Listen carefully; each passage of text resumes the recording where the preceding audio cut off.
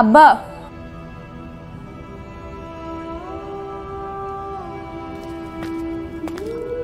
ওমা আব্বা তুমি খাইছো? তুই খাইছস? আব্বা গলা দিয়ে তো খাওয়ার নামে না। আচ্ছা আব্বা মানে কি হেনে শুইতে দে? আম্মা আমি তোমাকে কইছিলাম না তুমি আব্বারে দিয়ে গাও, তুমি কোস না আব্বারে নি খেতে আছে নাকি? আমি আব্বার লাগে খেতে যাইতাম। ওমা এইখানে তো এনে তো বাইরে জিনিস আনতে থাকে মা। আব্বা তুমি জানো কি যে আমি আম্মার দেখা উনজি তোমার নামে নাকি? তোমার নামে খুনের মামলা, রেপের মামলা, আরো কত কিছু মামলা দিছে আব্বা, চুরির মামলা দিছে। আমি এগুলি কিছু কই না, মিছা মামলা। আমার তো কিছু ভালো লাগে না, কেমন জানি আব্বা ভালো লাগে।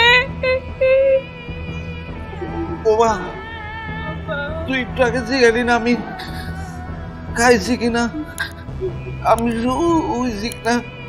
ওমা আমি 2 দিন ধরে কিছু খাইতে পারি না মা, আমি ঘুমাইতে পারি না মা। আমারে তো বাইর করে নিয়ে যাওয়া। হাত ধরতেছেন কিসের জন্য? এলাকার মানুষজন দেখলে কি বলবে?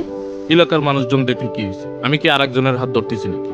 আমি তো যাক বিয়ে করবো, যাক ভালোবাসি তার হাত ধরতেছি, আর এলাকার লোকজন কিটা কি করবে? আমার কিন্তু এই সমস্ত কথা ভাল লাগে না।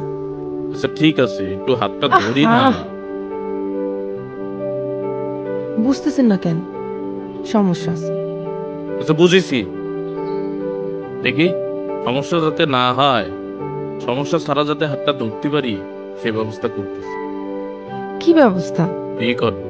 হ্যাঁ হ্যাঁ তোমার আমি বিয়ে করবো। আমার ভাই আছে না, সে যখন জানবে না আমি তোমাকে বিয়ে করেছি, কি যে খুশি হবে।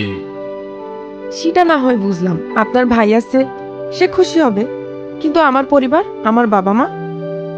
ওরে সবাই রে, তারা আমরা তো ধুমধাম করে বিয়ে করবো, আমরা কি চুরি করে বিয়ে করবো না?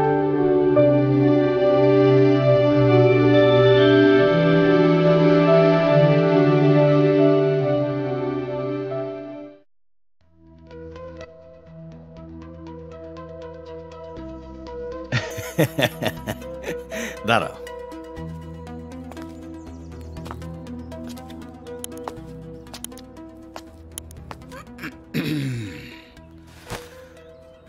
হ্যাঁ বলো। ওয়ালাইকুম আসসালাম। কি করতে পারি বলেন?